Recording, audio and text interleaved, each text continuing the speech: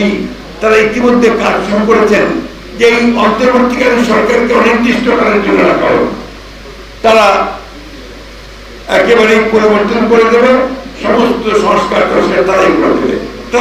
তারা বলেছে 80% লোক চায় যে যতদিন খুশি এই সরকার থাকুক, যারা নির্বাচিত হবেন তারা সিদ্ধান্ত নেবেন যে কোন পরিবর্তনগুলো দরকার। এটা কি আপনার শুধু পরিবর্তনের দরকার না, আবার নতুন করে লিখতে বা নতুন প্রশ্ন নিয়ে আসছেন আজকে।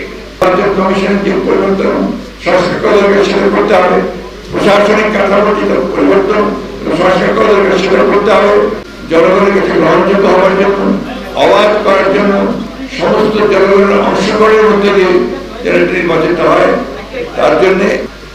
তার জন্য সত্যিকার অর্থেই একটি নিরপেক্ষ সরকার নির্বাচন করা যায়। সেই নির্বাচনের পরেই